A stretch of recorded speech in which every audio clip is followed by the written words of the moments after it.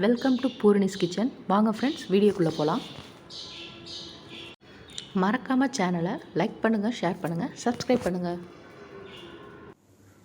ஒரு டம்ளரில் துவரம் பருப்பு எடுத்து கழுவி வச்சுருக்கேன். இது கூட ஒரு பெரிய பல்லாரியை பொடியாக நறுக்கி சேர்த்துடலாம். சின்ன வெங்காயம்னா இன்னும் நல்லது, 20 போல் சேர்த்துக்கோங்க. 2 சின்ன சைஸ் தக்காளி சேர்த்துருக்கேன். ஒரு தக்காளி பெருசாக இருந்ததுன்னா அதுவே போதும். இது கூட 2 பச்சை மிளகா, கொஞ்சம் கருவேப்பிலை சேர்த்துருக்கேன், கொஞ்சமாக பெருங்காயத்தூளும் சேர்த்துருக்கேன். ஜீரகத்தூள் மிளகு தூளாக இருந்தது அப்படின்னாலும் நீங்கள் சேர்த்துக்கலாம், அரை டீஸ்பூன். ஆனால் அதை விட இடித்து போடுறது இன்னுமே டேஸ்ட்டாக இருக்கும். அரை ஸ்பூன் மிளகும் அரை ஸ்பூன் ஜீரகமும் எடுத்து நல்லா இடிச்சிருக்கேன். இடிச்சிட்டு அதையும் நம்ம இந்த பருப்பு கூட சேர்த்துடலாம். கட்டி பருப்பு உங்களுக்கு தனியாக நெய் விட்டு சாப்பிடவும் ரொம்பவே அருமையாக இருக்கும். ரசத்துக்கு காம்பினேஷனாகவும் சாப்பிட்லாம், ரொம்பவே நல்லாயிருக்கும். குழந்தைங்களுக்கு இது ரொம்பவே ஹெல்தி ஃபுட்டு. இப்போ இது கூட கொஞ்சம் மஞ்சள் தூள், கொஞ்சம் ஒரு அரை டீஸ்பூன் போல் தேவைக்கேற்ப உப்பு சேர்த்துக்கோங்க.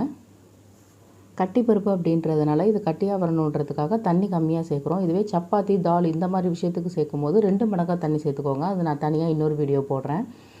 இப்போ இந்த சொம்பு அளவுக்கு, இந்த அளவுக்கு ஒரே ஒரு தடவை தண்ணி சேர்த்துருக்கேன். இது பருப்பு வேகிறதுக்கு சரியாக இருக்கும்.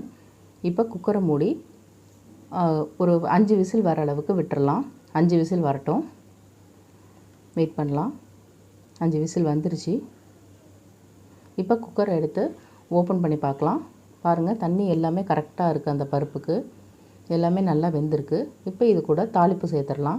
தாளிக்கிறதுக்காக ஒரு சின்ன கடாயில் ஆயில் விட்டு எப்பயும் நம்ம யூஸ் பண்ணுற கடுகு, உளுந்து, கருவேப்பிலை, பட்டை மிளகா 1 இது எல்லாத்தையுமே சேர்த்து தாளிச்சிடுறோம். நான் இன்றைக்கி நெய் போட்டு தாளிச்சிருக்கேன். அது இன்னும் கொஞ்சம் வாசனையாக இருக்கும்.